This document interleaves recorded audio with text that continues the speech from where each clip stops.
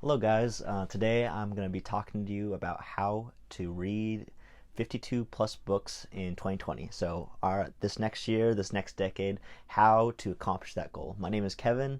Glad you're here. And basically, in this video, I'm going to be talking about why you would want to do it, how you would do it, and basically common pitfalls to avoid. The reason you would want to read 52 plus books in a year is because it's going to basically teach you a lot of different important skills that can advance your career, gets you into the mindset of successful people, maybe with similar pathways you want to follow.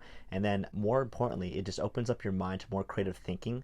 And those little tidbits that you kind of read from books, the wisdom and tips there, it can really help you think about problems in a different way and solve them more effectively. In addition, when you're reading specifically nonfiction and really getting to either people's lives or biographies, or reading books like where they describe how they did a certain thing, like how-to books, self-help books, business books, you're really being able to get a distilled 30 years usually of experience on how to solve a particular problem, or getting that wisdom from all the success and failures that that person experienced. So instead of having to necessarily fall into similar traps or mistakes, you can avoid them and basically just take their advice and make it easier for yourself. So if you think about like the average learning curve, you'd be able to expedite or make your time more efficient in that learning curve, so by avoiding those similar mistakes.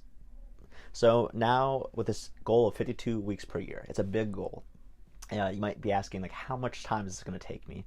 One of the ways you can break down these big goals is by basically dividing them up into more manageable sub goals. So over a whole year, 52 books a year is going to equal around one book per week. And with that, you got to ask about how much free time you have and what you need to do to accomplish that. So within a whole week, you have around 168 hours of total time. Everyone has it. Time is a finite resource, so the same issues of free time happen to anybody, whether you're poor, rich, from a different demographic or socioeconomic background. Time is the one constant and finite resource that we can't get back. So if you break down those 168 hours per week, the average person is going to spend 40 hours at their work. So 8 hours for 5 days, Monday to Friday. So you subtract that from 168.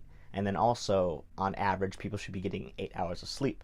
So that's around 56 hours. So if you subtract 168 by 96 hours, just on those constant elements of time that we have to spend, you have around 72 hours of free time. So, that could be filled with commuting to work, hanging out with your friends, doing hobbies, watching YouTube, TV, what have you, maybe hanging out with your kids.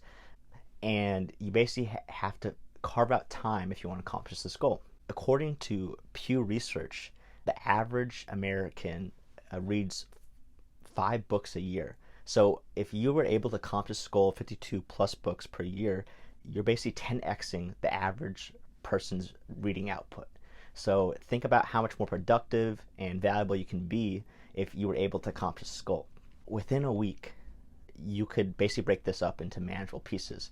So according to popular author Meg Abbott, and I've included a link to her article below where she gives advice on self-publishing and gives a lot of interesting facts about the average length and process of getting your book written. She details in this article basically the average word count for a book is 90,000 words per book.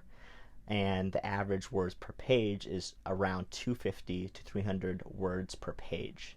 So that's roughly 300 pages to 330 pages per book. Now, back to that Inc. magazine article, also linked below, the average person reads around 200 words per minute.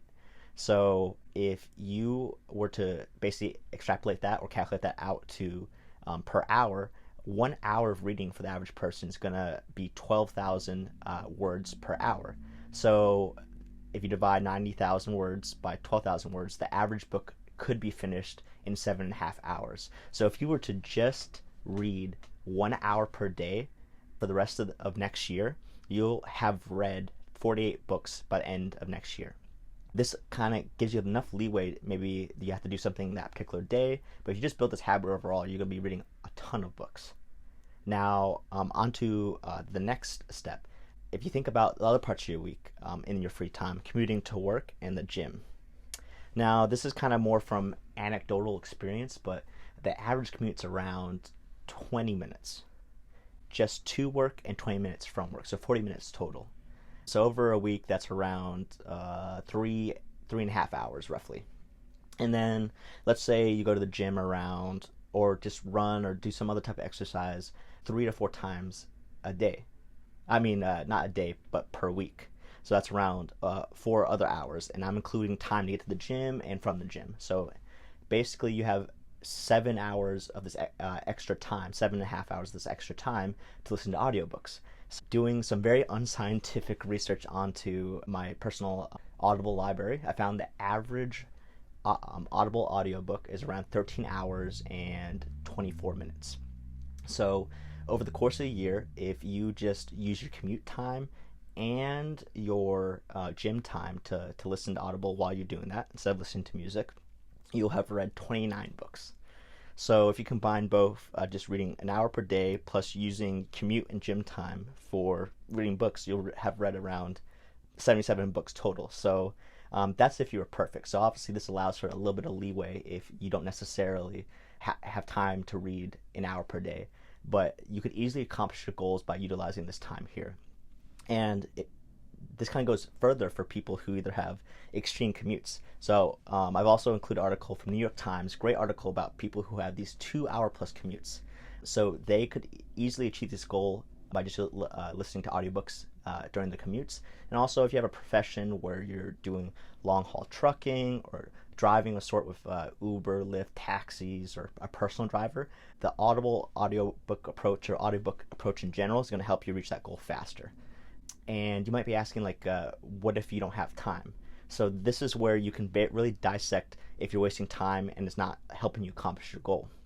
So me personally, I would say a big culprit of my time advice I have is just watching a lot of YouTube videos. So I'm actually looking at my personal time watched.